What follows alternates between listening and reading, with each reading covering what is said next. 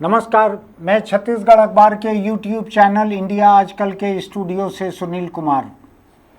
आज मैं अलग अलग कई जगह के कई अदालती मामलों को लेकर आपके सामने खड़ा हूं और मुझको थोड़ा अच्छा भी नहीं लगता है जिस दिन मैं अपने अखबार का एडिटोरियल और यूट्यूब का एडिटोरियल किसी एक जुड़े हुए मुद्दे पर करूं। मैं अखबार में सुप्रीम कोर्ट के एक दूसरे मामले को लेकर मैं एडिटोरियल लिखकर आया हूं और अब मैं इस स्टूडियो में आपके सामने अदालतों के कुछ दूसरे मामलों को लेकर खड़ा हुआ हूं। आपको ध्यान होगा छत्तीसगढ़ के बस्तर में 2010 में दंतेवाड़ा जिले में एक बड़ा नक्सली हमला हुआ था। सीआरपीएफ के जवान एक जगह पहाड़ियों के बीच में कहीं जंगल में ठहरे हुए थे और वहां से ऊपर से नक्सलियों ने सुबह सुबह उनके ऊपर हमला किया, विस्फोट किए, गोलियां चलाई। वो ऊंचाई पर थे, पहाड़ी इलाके में ऊंचाई पर थे और सीआरपीएफ के जवान 75 जवान सीआरपीएफ के और एक राज्य पुलिस का 76 लोग मौके पर मारे गए थे। जिन लोगों के ऊपर वो मुकदमा चला कि इन लोगों ने ये हमला किया था, इन लोगों ने 76 जवानों को सीआरपीएफ के मारा। सारे के सारे लोग दंतेवाड़ा की जिला अदालत से उस वक्त भी 2013 की बात है शायद, सबूतों के अभाव में सबको छोड़ दिया था जिला अदालत ने। अभी कल 2026 में जिला अदालत के फैसले के 13 बरस बाद और घटना के 16 बरस बाद छत्तीसगढ़ हाईकोर्ट में फैसला हुआ इसके ऊपर और अदालत ने कहा कि जांच एजेंसी जो है वो कोई सबूत नहीं पेश कर पाई, कोई गवाह नहीं पेश कर पाई, मामले को बिल्कुल साबित नहीं कर पाई। हम सब लोगों को छोड़ रहे हैं, सबको बरी कर दिया। जिन आरोपियों को, अभियुक्तों को जिला अदालत ने 2013 में बरी किया था, उनको बिलासपुर हाई कोर्ट ने अभी कल 2026 में सबको बरी कर दिया और कहा कि इतनी बड़ी घटना थी, देश के खिलाफ इतना बड़ा एक हिंसक हमला था, उसके बावजूद जांच एजेंसी जो है न टेक्निकल सबूत जुटा पाई, न फोरेंसिक सबूत जुटा पाई, वैज्ञानिक सबूत नहीं जुटा पाई, गवाह नहीं है उसके पास में। ये एक मामला हुआ, लेकिन ये अकेला मामला नहीं है जिसकी वजह से मैं आपके सामने खड़ा हूँ। मैं एक दूसरा मामला और आपको बतलाता हूँ, कल का ही। आपको ध्यान है गुजरात में एक सोहराबुद्दीन फर्जी मुठभेड़ केस हुआ था जिसमें 22 लोगों के ऊपर मुकदमा चला था, शायद पुलिस वाले भी थे उसमें बहुत सारे, कि इन्होंने एक फर्जी मुठभेड़ करके सोहराबुद्दीन, शायद उसकी पत्नी भी, इन लोगों को मार डाला वहाँ पे। बहुत पुरानी बात है ये, 2005 की बात है ये। गुजरात और राजस्थान की पुलिस ने एक साथ मिलकर ये काम किया था और बाद में ये मामला, आपको ध्यान है गुजरात के उस समय के कई मामले प्रदेश के बाहर चले थे, ये मामला भी प्रदेश के बाहर चला, मुंबई हाईकोर्ट तक आया ये। मुंबई हाईकोर्ट ने कल सभी 22 लोगों को बरी कर दिया। सोहराबुद्दीन मुठभेड़ मामला फर्जी थी, मुठभेड़ नहीं थी, मैं उस पर नहीं जाता अभी, लेकिन अदालत ने बरी कर दिया, कहा इनमें से किसी के खिलाफ कोई सबूत नहीं मिले हैं। और 2018 में सीबीआई कोर्ट ने, सीबीआई जांच एजेंसी थी, उसकी अदालत अलग रहती है, 2018 में सीबीआई कोर्ट ने भी यही फैसला दिया था, 22 लोगों को बरी कर दिया था, सब के सब को। अभी भी बरी कर दिया बॉम्बे हाई कोर्ट ने। मामला वही है, सबूत नहीं है, गवाह नहीं है, जांच एजेंसी साबित नहीं कर सकी। ये देश की सबसे बड़ी जांच एजेंसी है सीबीआई इस तरह के मामलों के लिए। इस तरह का जो क्राइम होता है, जो मनी लॉन्ड्रिंग का रहता है, उसके लिए ईडी है, बाकी जो अपराध हैं उसके लिए सीबीआई सबसे बड़ी जांच एजेंसी है। नहीं साबित कर पाई वहाँ पे। लेकिन मैं ऐसा और देखता हूँ, अब आप सोचिए 2005 का केस, 2010 का केस, अब जाके लोग बरी हो रहे हैं। इतने सालों में ये जांच एजेंसी कुछ साबित नहीं कर सकी। मैं कुछ और मामले आपको बतलाता हूँ। ये मैंने ढूंढ के निकाले हैं मामले, मुझको याद नहीं था इतना। विष्णु तिवारी, ललितपुर यूपी के विष्णु तिवारी को रेप मामले में 20 साल जेल में काटे उसने। 2021 में इलाहाबाद हाई कोर्ट ने यह कहते बरी किया कि उनके खिलाफ कोई सबूत नहीं था। 20 साल जेल में गुजारे। यह सदी शुरू हुई और वो जेल चले गया। ललित तिवारी पूरी जवानी जेल में गुजर गई, परिवार खो गया। दूसरा, ट्रेन धमाके हुए थे, आपको ध्यान होगा 1994 में। उसमें निसारुद्दीन अहमद 19 साल की उम्र में जेल गया, 42 साल की उम्र में बाहर आया। सुप्रीम कोर्ट ने कहा कि इनके खिलाफ कुछ साबित नहीं होता। आप कल्पना कर सकते हैं, 19 साल की उम्र में जेल गया, 42 साल की उम्र में बाहर आया, इसके खिलाफ कुछ साबित नहीं हुआ। और सुप्रीम कोर्ट ने जांच एजेंसी को कड़ी फटकार लगाई। जांच एजेंसी को फटकार लगने से क्या होगा, आप अंदाज लगा सकते हो कि 23 साल जेल में काट लेने के बाद में किसी को बेकसूर कहा गया। सुप्रीम कोर्ट कह रहा है बेकसूर, तो मैं मान लेता हूं कि बेकसूर है। 23 साल, कोई हद होती है नागरिक अधिकारों की, इंसानियत की, इंसाफ की, किसी चीज की कोई हद होती है। 23 साल।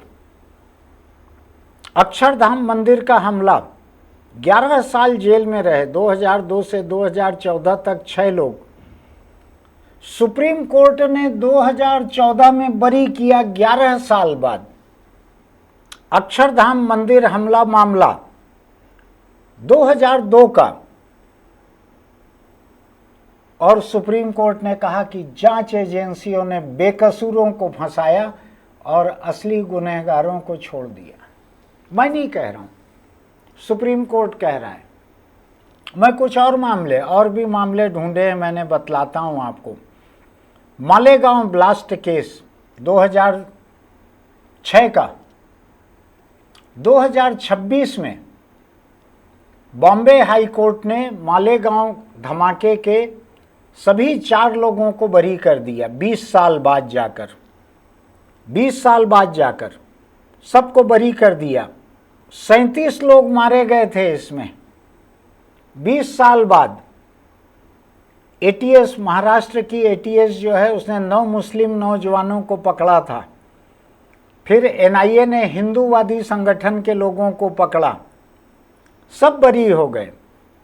जुलाई 2025 में मालेगांव ब्लास्ट केस में जो बाद में हिंदू पकड़ाए थे, प्रज्ञा ठाकुर, कर्नल पुरोहित, ये सब लोग उसमें बेकसूर बरी हो गए। और कर्नल पुरोहित को तो शायद अभी मिलिट्री में उनका जो प्रमोशन वगैरह ड्यू था, जो इस मामले के चलते नहीं मिल पाया था, शायद वो भी अभी मिला है, ऐसा मुझको एक समाचार याद पड़ रहा है। लेकिन मैं ऐसे कई मामले देखता हूँ, 15 साल, 20 साल, 25 साल बाद लोग बरी हो रहे हैं। इतने साल तक उनकी ज़िंदगी तबाह हो गई, जेल में रहे या जमानत पर रहे, बार बार पेशी पर जाते रहे, समाज के लोग उनको शक से देखते रहे। क्या किया जाए इसमें?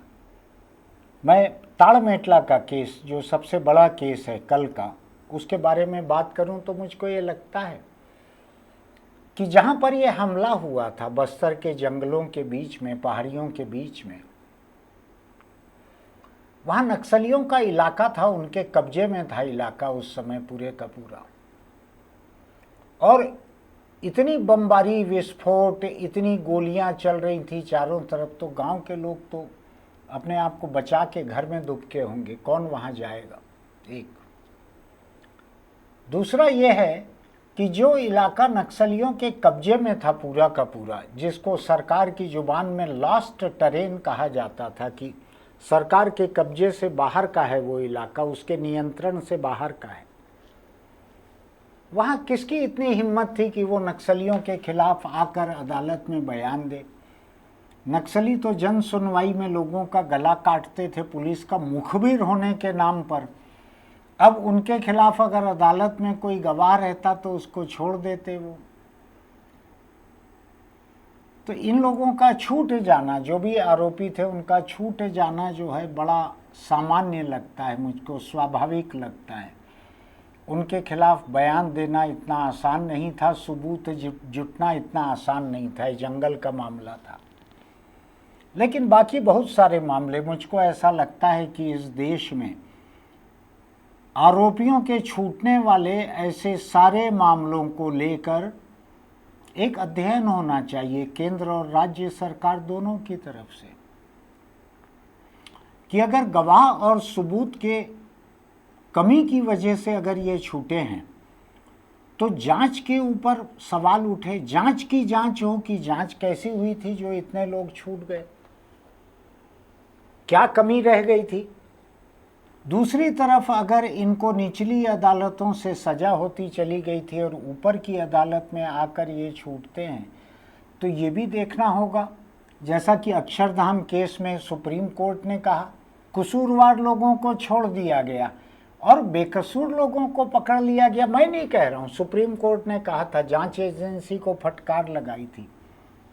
मुझको ऐसा लगता है कि फैसले के बाद में ऐसे मामलों की फाइल को बंद कर देने के बजाय देश में एक ऐसी संस्था की ज़रूरत है, एक ऐसे आयोग की, ऐसी संस्था की ज़रूरत है जो ऐसे सारे मामलों की जांच कर सके, जिसमें ये पता लगे कि या तो जांच की, सबूत की, गवाहों की कमी की वजह से लोग छूट गए हैं, या इससे भी ज़्यादा गंभीर है, जांच एजेंसियों ने साजिश के तहत किसी को फंसाया है। मुझको लगता है कि ये मामले अदालत पे छोड़ देने, अदालत में ख़त्म हो जाने के लायक नहीं रहते। इनमें से हर मामले को लेकर बाद में एक जांच होनी चाहिए अलग से। मैं अदालत के फैसले की जांच नहीं कह रहा हूँ, मैं ये कह रहा हूँ कि जांच एजेंसी सबूत और गवाह क्यों नहीं जुटा पाई, या जांच एजेंसी ने झूठे गवाह, झूठे सबूत क्यों जुटाए। आपको ध्यान है छत्तीसगढ़ का 2003 का रामावतार जग्गी हत्याकांड, उसमें भी ये हुआ था। पुलिस ने पहले फर्जी लोगों को पकड़ लिया था, पूरे निहायत फर्जी लोगों को, और सबको मालूम था, बच्चे बच्चे को मालूम था कि फर्जी लोगों को पकड़ा था। बाद में अदालत में भी साबित हुआ कि फर्जी लोगों को पकड़ा है। फिर जाके 28 लोगों को सजा हुई उम्र कैद की, शायद कुछ लोगों को कम हुई हो, लेकिन उम्र कैद की सजा हुई थी 28 लोगों को। और 29वें अमित जोगी को हाईकोर्ट में जाकर सजा हुई, जिसके खिलाफ सुप्रीम कोर्ट से अभी स्टे मिला है, वहाँ सुनवाई अभी होनी है। मेरे दोस्त हैं दिल्ली में, वकील हैं, महमूद प्राचा, बड़े वकील हैं, और केवल मुस्लिमों के मुकदमे लड़ते हों ऐसा नहीं है। जब शीला दीक्षित मुख्यमंत्री थी, उनके खिलाफ कुछ एक मामले दर्ज किए गए थे, तो वो शीला दीक्षित के भी वकील थे। उम्र में कम है, उतने बड़े नहीं हैं, दोस्त हैं मेरे, कम उम्र के हैं मुझसे। उन्होंने बहुत सारे ऐसे केस लड़े जिसमें कहीं मुंबई बम धमाके, कहीं और कहीं आतंक की किसी और घटना, हिंसा की किसी और घटना को लेकर मुस्लिमों को जेल में डाल दिया गया। 20 साल बाद, 22 साल बाद, 23 साल बाद वो बेकसूर निकले जेल से। क्या उनकी ज़िंदगी होगी? कई जगह ये रिपोर्ट छपी भी हैं, आप चाहें ज़्यादा खुलासे में तो देख सकते हैं। हिंदुस्तानी मीडिया के कुछ हिस्सों में ऐसे लोगों की ज़िंदगी कहाँ से कहाँ आ गई। आप कल्पना कीजिए, 15 साल, 20 साल, 22, 23 साल बाद अगर आपको बेकसूर साबित करके जेल से छोड़ा जाए, कहाँ से आप उस बीती हुई, खो चुकी, गुम चुकी ज़िंदगी को वापस लाएंगे? कहाँ से उस परिवार को वापस लाएंगे? कुछ का कुछ हो चुका रहता है तब तक। मुझको लगता है, मैं केवल अदालतों को कोसना नहीं चाहता। अदालतों के ऊपर तो बोझ इतना है कि हो सकता है वो जल्द फैसला न दे पाती हों, लेकिन जांच एजेंसियां, हो सकता है जांच एजेंसियों के ऊपर भी बोझ हो, लेकिन कुछ तो देश को करना पड़ेगा। जो कमज़ोर तबका है उसके लोग अगर जो हैं वो अगर 20 साल, 23 साल जेल में रहने के बाद बेकसूर साबित हो रहे हैं, जमानत भी नहीं होती। कई तरह के मामले ऐसे हैं, कई तरह के मामले ऐसे हैं जिसमें जमानत नहीं होती, जेल में ही पड़े रहो, सड़े रहो। तो सोचना पड़ेगा, लोकतंत्र को सोचना चाहिए। लोकतंत्र पथरीला नहीं रहता कि पत्थर की तरह का जड़ है, स्थिर है, ऐसा नहीं रहता है। लोकतंत्र लचीला रहता है, वो सीखता है अपनी गलतियों से, खामियों से, कमजोरियों से सीखता है। हिंदुस्तान में दो चीज़ों को सीखने की ज़रूरत है। अगर जांच एजेंसियों की कमजोरी से अगर आरोपी छूट जा रहे हैं, उसमें भी सीखने की ज़रूरत है कि जांच कैसी होनी चाहिए थी।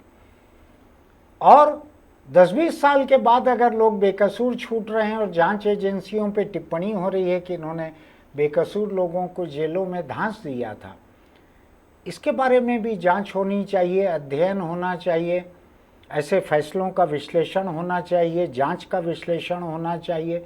सरकार से परे की कोई ऐसी एक संवैधानिक संस्था रहे जो इस तरह की चीज़ों की सुनवाई करे। कायदे की बात तो यह है कि जो राष्ट्रीय मानवाधिकार आयोग जैसी जो संस्थाएं हैं वो भी अगर चाहती तो ऐसे मामलों की सुनवाई कर सकती थी। लेकिन अगर ज़रूरत है तो एक आयोग और बना दिया जाए, उसमें सुप्रीम कोर्ट के किसी रिटायर्ड जज को बैठा दिया जाए और ऐसे मामले जिसमें जांच एजेंसी की कमजोरी से या जांच एजेंसी की साजिश से कसूरवार जिनके ऊपर आरोप थे वो छूट जा रहे हैं, बेकसूर जेलों में पड़े हैं, इसके बारे में आगे बात होनी चाहिए। इनको अदालती फैसलों के साथ ख़त्म नहीं मान लेना चाहिए। सोच के देखिएगा, आपको लगता है मैंने एक जायज़ बात उठाई है तो हमारे YouTube चैनल इंडिया आजकल को सब्सक्राइब कीजिएगा, लाइक कीजिएगा, नोटिफिकेशन की बटन दबाइएगा, कमेंट बॉक्स में लिखिएगा आपका क्या सोचना है, अपने दोस्तों को लिंक भी भेजिएगा इसका। सबके सोचने की बात है। आज हम बाहर हैं, आज हम जेल में नहीं हैं, लेकिन कल के दिन हमको किसी झूठे मामले में धांस दिया जाए और 20-22-25 साल बाद हम छूटें, क्या रहेगी ज़िंदगी। आप थोड़ी देर 2 मिनट के लिए कल्पना करके देखिएगा, 23 साल आप जेल में डाल दिया गया, 23 साल बाद कहा गया तुम घर जाओ, बेकसूर हो। 23 साल बाद आप लौटेंगे तो दुनिया, परिवार, घर, कारोबार, नौकरी क्या बच जाएगा। सोच के देखिएगा। चलते चलते एक छोटी सी सलाह, बीड़ी, सिगरेट, गुटखा, तम्बाकू अगर आप खाते पीते हैं तो छोड़ दीजिए, वरना कैंसर आपको नहीं छोड़ेगा। तंबाकू खाने वाले लोगों को अनुपातहीन ढंग से अधिक संख्या में कैंसर होता है।